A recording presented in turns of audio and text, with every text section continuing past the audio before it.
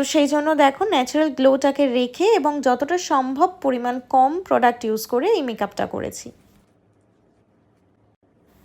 আমি এখানে ইউজ করছি ফরএভার 52 ব্রঞ্জার আর মাই গ্ল্যামের পোজ রেঞ্জের ব্লাশ।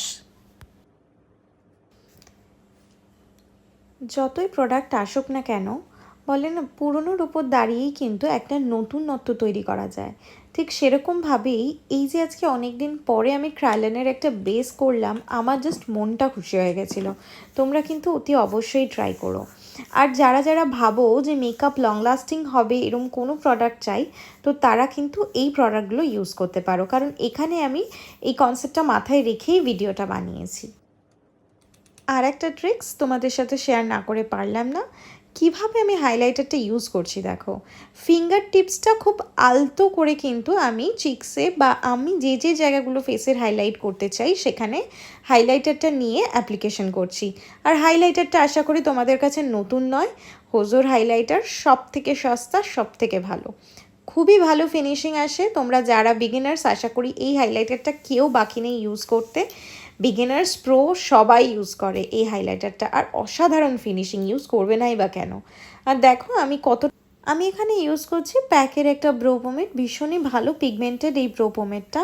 আর প্রত্যেকটা প্রোডাক্ট ব্যবহারের নিয়ম থাকে, আমি আগেই বললাম। দেখো আমি এখানে প্রোডাক্টটা কিন্তু হাতের মধ্যে নিয়ে প্রোডাক্টটা বন্ধ করে রেখে দিলাম, কারণ হলো যাতে প্রোডাক্টটা অনেক দিন যেরকম ক্রিম ফর্মে আছে সেরকমভাবে যেন থাকে, নাহলে কিন্তু প্রোডাক্টটা ড্রাই হয়ে যাবে আর আমাকে ডিউরেলাইনার মিক্স করে করে ইউজ করতে হবে। ভিডিওর টাইমিংটা মানে লেন্থটা ছোটো করবো ভাবলেও কিছুতে হয় না, এতটা ডিটেল দিতে গেলে একটু তো সময় লাগবেই। তাও ওই আই মেকআপটা যতটা পারি কাট করে তোমাদের সাথে শেয়ার করি, কারণ এতটা ডিটেল দিতে গেলে আমাকে পার্টে পার্টে করে ভিডিও দিতে হবে।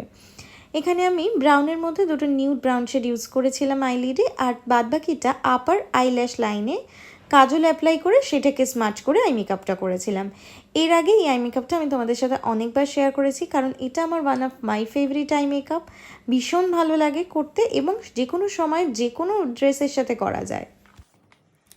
আইশ্যাডোর মেইন ব্যাপারই হলো ব্লেন্ডিং, যত ভালো ব্লেন্ডিং হবে আইশ্যাডো অ্যাপ্লিকেশনও ততটাই ভালো হবে। আমি এখানে কালার বারের লাইনার ইউজ করে নিয়েছিলাম, খুব ভালো এই লাইনারটা, আমি অনেক দিন ধরেই ইউজ করি, কারণ এই যে লাইনার অ্যাপ্লিকেশনের যে তুলিটা আমার ভীষণ ফেভারিট। দেখো একটুও প্রবলেম হয় না, আমি ঠিক ওটা দিয়ে একটা সামান্য মানে ছোট্ট করে উইং লাইনার করে নিলাম।